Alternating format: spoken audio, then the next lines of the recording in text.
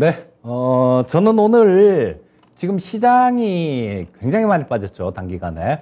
그러다 보니까 굉장히 막 좀 되게 억울하게 그렇게 빠진 종목들이 상당히 많습니다. 자, 그래서 지금 시장은 이 어떤 위험을 얘기를 할 때 체계적 위험이라는 게 있고요. 비체계적 위험이라는 게 있습니다. 비체계적 위험은 그 종목에 대한 위험들, 뭐 이런 것들을 얘기를 하는 거고요. 체계적 위험은 뭐 지금같이 인플레이션이나 전쟁 뭐 이런 것들처럼 전체적으로 시장 전체적으로 다 작용을 하는 그런 위험을 얘기를 하는 건데요. 이 비체계적 위험은 이 종목 수를 늘리면 비체계적 위험은 줄어드는 경향이 있는데요. 저 화면에서 보시듯이 저 위험을 이렇게 나타낸 거죠. 우측이 저 종목 수를 나타낸 거고요. 그러니까 시장의 전 종목을 시가총액만큼 그대로 사게 되면 이 비체계적 위험은 사라지는 거죠. 근데 저런 부분들은 어떤 개별 한 종목만 딱 있다 그러면 그 종목이 뭐 일이 있으면 시장하고는 별로 상관이 없는데도 급락을 하거나 그런 움직임이 나올 수 있죠. 그래서 저거는 일단 뭐 포트폴리오 구성을 해서 줄일 수가 있는 위험인데요.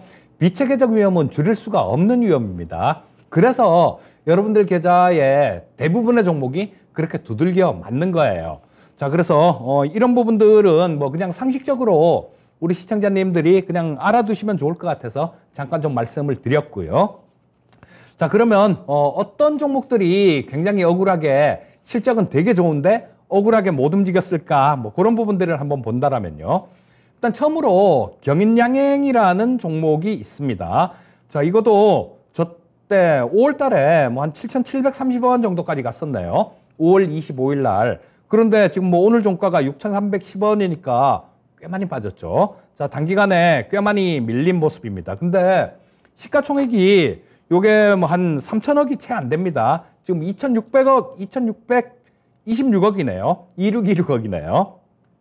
자, 근데 이게 좀 실적 부분들을 한번 살펴보면 지금 올해 3월 달에요.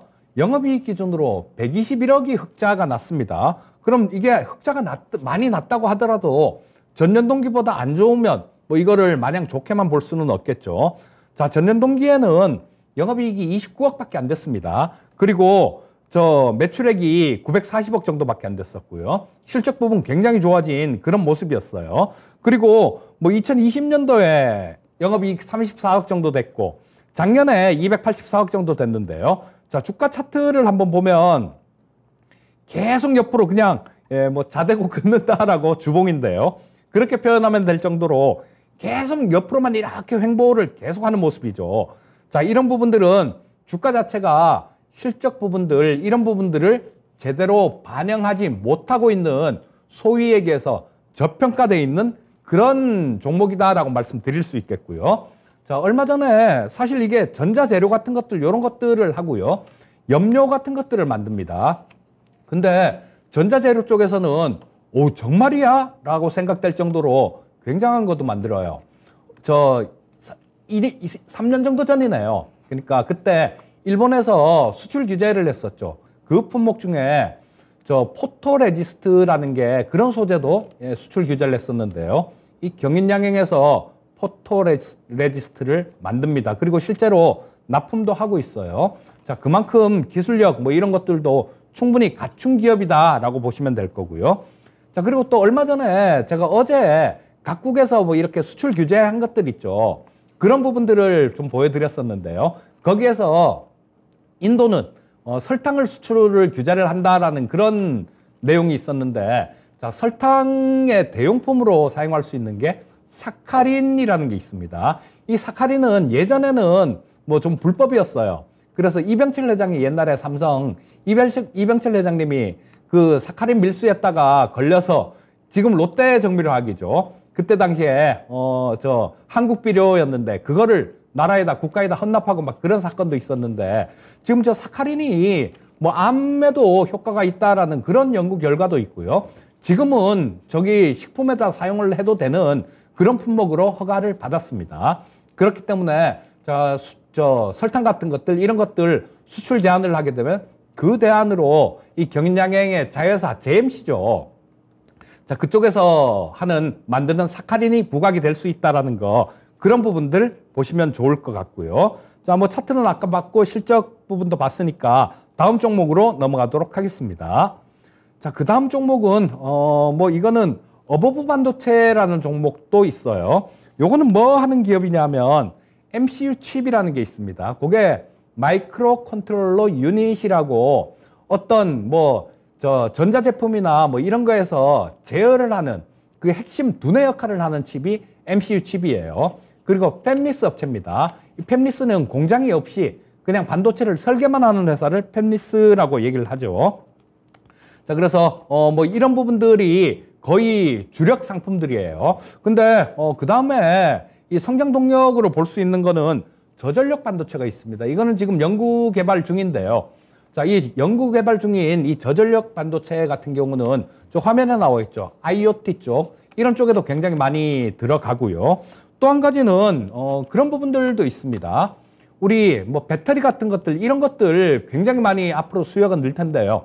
그쪽에서도 굉장히 중요하게 이렇게 여겨지고 있는 부분들이 바로 이 저전력 반도체입니다. 그래서 미래에 성장할 수 있는 이런 동력들도 고루 갖춘 기업이고, 자, 뭐 지금 반도체 설계하는 회사들 되게 적자투성이인 그런 기업들도 있죠. 자, 근데 이 어버브 반도체 같은 경우는 그래도 실적 부분들이 뭐 작년에 1분기에 26억 정도 영업이익이었는데 67억 정도로 늘었습니다. 물론 매출도 같이 증가했기 때문에 어느 정도 믿을 수 있는 숫자다. 이렇게 보시고 이 어버브 반도체 같은 경우도 한번 잘 노려보시면 좋겠다라는 생각이 듭니다. 주가의 위치는 지금 전저점 근처까지 다 왔기 때문에 뭐 거의 바닥 근처까지 온 게 아닌가 싶은 생각이 들어요. 자, 뭐 그럼 다음 종목으로 넘어가면 제가 한번 이 제네코라는 종목을 추천을 드렸었는데요.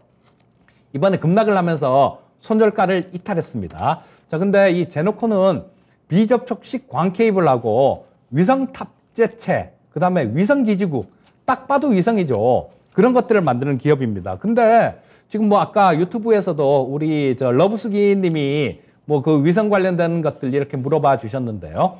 나로호가 내일 누리호가 내일 안 하고 날씨 관계로 내일 모레 발사를 한다 그러죠. 근데 그 누리호에 대한 모멘텀은 지나갔다라고 보셔야 되겠죠. 하지만 8월 달에 또 달 탐사선 이런 부분들도 있고요. 그 누리호가 성공을 하게 되면 위성 우리나라가 그냥 자주 쏠까, 많이 쏠까요? 아니면 그냥 성공했네 끝 이럴까요? 계속해서 그 성공을 하게 되면 나중에는 계속해서 이 위성을 우주 공간에 띄우는 그런 게 실제로 성장 동력으로 작용을 할 겁니다. 자, 그래서 이 제네코 같은 경우도 실적 부분들을 한번 보시면요. 전에 차트를 전에 제가 추천드릴 때 그때도 보여드렸던 차트인데요. 빨간색으로 이렇게 쳐놓은 부분들이 1분기입니다. 1분기인데 지금 3년 연속으로 계속해서 매출액, 영업이익 계속 증가하는 그런 추세가 나오고 있죠. 그리고 시가총액이 그렇게 많이 부담스러울 정도로 비싸지도 않습니다. 지금 2,100억 정도 시가총액이 나오고 있는데요. 자, 이 제네코 같은 경우는 작년에 한 44억 정도 영업이익 기준 흑자가 났습니다. 근데 뭐 올해 같은 경우는 뭐 이거보다는 훨씬 더 좀 나올 수 있지 않을까 싶은 생각이 들고요. 자, 뭐 아까 보셨던 그런 부분들 추세라는 게 있죠. 그러니까 매출액, 영업이 계속 꾸준하게 증가하고 있는 기업이니까 계속 성장을 해 나가고 있는 기업이고, 정부에서 밀어주는 모멘텀을 보유하고 있는 그런 섹터이기 때문에 충분히 한번 노려보실 수 있는 그런 자리다. 뭐 이렇게 말씀드리겠습니다. 자, 그리고 진성TC라는 종목도 한번 보겠습니다. 주식을 제가 매수하실 때 이렇게 쫓아가지 마십사 하는 그런 얘기를 계속 말씀드리죠. 자, 이 진성TC 같은 경우도 전에 추천을 드렸던 종목이에요. 그래서 이 진성TC가 수익률이 요것도 꽤 나왔어요. 한 33% 정도 전에 수익률이 나왔네요. 그리고 지금 현재 상태는 그러고 난 다음 조정을 받아서 아직까지도 뭐 그때 추천했던 가격보다는 위에 있습니다. 하지만 자, 뭐 실적 부분들이 되는데 이 정도까지 좀 조정을 받았다라면 충분히 노려볼 만한 종목이다라는 생각이 들고요. 자, 요거는 굴삭기에 하부 롤러를 생산하는 기업입니다. 근데 매출의 한 60% 이상을 캐터필라 쪽에다 납품을 합니다. 자, 캐터필라는 미국 회사죠. 자, 그렇다면 영업에 상당히 우호적인 그런 환경일 겁니다. 자, 1달러를 수출을 하게 되면 전에 환율이 1,100원일 때는 우리나라 돈으로 바꾸면 1,100원밖에 안 되죠. 자, 1,200원이라면 1,200원을 우리나라 돈으로 바꿀 수 있으니까 상당히 우호적인 그런 환경이다라고 보시면 좋겠고요. 그리고 또 나중에 저런 종목들 같은 경우는 지금 뭐 우크라이나 전쟁이 언제 끝날지 모르겠는데요. 그런 부분들이 끝나가게 되면 저런 것들은 또 이런 종목들은 우크라이나 재건 관련주 뭐 이런 걸로 또 엮여서 시세가 나올 가능성이 굉장히 많습니다. 간략하게 실적 부분 한번 짚어보면요. 자, 1분기 실적만 간략하게 보겠습니다. 작년에 1분기에 매출이 1,082억에 영업이익 78억. 자, 근데 올해 1분기에 1,338억에 영업이익은 130억이 나왔습니다. 그런데 1분기에만 130억을 벌었는데 영업이익 기준으로 시가총액이 2,400억이다. 영업환경 상당히 좋다. 앞으로 성장해서 뻗어나갈 자리가 상당히 많다. 자, 그런 종목이 뭐 이렇게 시가총액이 낮다라면 이런 것들도 충분히 한번 노려보실 수 있을 거고요. 또 진성 TC에서는 요것만 하는 게 아니라 우리 두산 퓨얼셀에다가 저런 거 압력판하고 매니폴드 같은 것들 이런 것들을 납품을 하기 때문에 수소 관련주로 엮이기도 합니다. 그래서 한번 잘 노려보시기 바라겠고요. 자, 다음 종목은 또 남해화학을 한번 보도록 하겠습니다. 자, 이 남해화학도 아직까지도 저 수익률이 뭐 추천한 지가 그렇게 크게 오래되지가 않아서 빠지지는 않았어요. 여기서 3개월 이상 되면 빠지는데요. 자, 요것도 한 45% 정도? 43% 정도네요. 43% 정도 추천하고 난 다음에 수익이 난 종목인데, 자, 이 남해화학 같은 경우도 거의 고양 앞으로 다 내려왔습니다. 자, 오늘 장중에는 좀 더 빠졌는데요. 요건 어제도 간략하게 제가 좀 말씀을 드렸던 부분들이 있죠. 뭐냐 하면 지금 이제 오늘 오다 보니까 날씨가 좀 꾸물꾸물해요. 그리고 뭐 군데군데 내일도 뭐 비 소식도 좀 있고 그런데 지금 이제는 보통 보면 우리가 6월 중순 이렇게 하순으로 넘어가는 그 길목에서 장마가 있게 되죠. 자, 지금 이제는 뭐 다음 주 정도면 아마 장마철로 접어들지 않을까 싶은 생각이 드는데요. 요런 것들 비료, 농약 요런 것들이 장마철 뭐 이럴 때 그때 병충해가 많이 생기거든요. 그렇기 때문에 그럴 때 좀 투기적으로 움직이는 경향이 있고요. 자, 이게 농업 관련해 갖고 농산물 관련해 갖고 안타깝지만 이런 부분들은 하루아침에 이렇게 좀 개선되거나 그럴 수 있는 부분들은 아니다라고 보셔야 됩니다. 왜냐하면 저 우크라이나 전쟁도 전쟁이고요. 그 다음에 또 구조적인 문제가 있잖아요. 기후변화 이런 것들 때문에 지금 뭐 저 미국 쪽 같은 경우도 농사가 잘 안 된다 그래요. 워낙 가뭄도 많고 막 그런 것들 때문에. 그리고 또 뭐 인도도 지금 뭐 저 밀 생산이 굉장히 많이 줄었다라고 줄을 거다라고 얘기를 합니다. 거기는 뭐 50년 만에 폭염 막 이렇게 얘기들을 합니다. 뭐 48도 막 이렇게 올라갔다 그래요. 그렇기 때문에 농사 짓기가 그렇게 만만한 환경이 아니에요. 그렇다면 이 농산물 관련되는 부분들 이런 부분들은 좀 더 지속적인 그런 좀 농산물 가격들 에그플레이션 이런 상황에 맞닥뜨릴 가능성이 굉장히 많습니다. 자, 그렇게 되면 이 비료나 농약 같은 것들 이런 것들을 사용하는 뭐 그런 부분들도 상당히 늘어날 겁니다. 자, 이 남해화학 같은 경우는 지금 현재 그렇습니다. 작년에 31억 정도 벌었어요, 1분기에. 근데 올해는 480억을 벌었습니다. 자, 이게 보면 이 농약이나 비료 같은 것들 이런 게 가장 성수기는 2분기예요. 자, 1분기 같은 경우는 뭐 1월 달부터 3월 달까지니까 겨울도 있잖아요. 겨울도 있고 그런데 2분기에 뭐 모내기도 하고 그런 철이지 않습니까? 그렇기 때문에 2분기에 매출이 가장 많이 늘고 실적이 가장 좋습니다. 그리고 3분기, 4분기는 적자가 나요. 자, 근데 1분기에만 해도 벌써 480억을 벌었습니다. 자, 그러면 2분기는 성수기니까 지금보다 1분기보다 더 나올 가능성이 상당히 높다라고 보셔야 되겠죠. 자, 그러면 뭐 올해 나오는 이익들 뭐 이런 것들은 무시 못할 정도로 뭐 엄청난 그런 숫자가 나올 수 있을 것 같아요.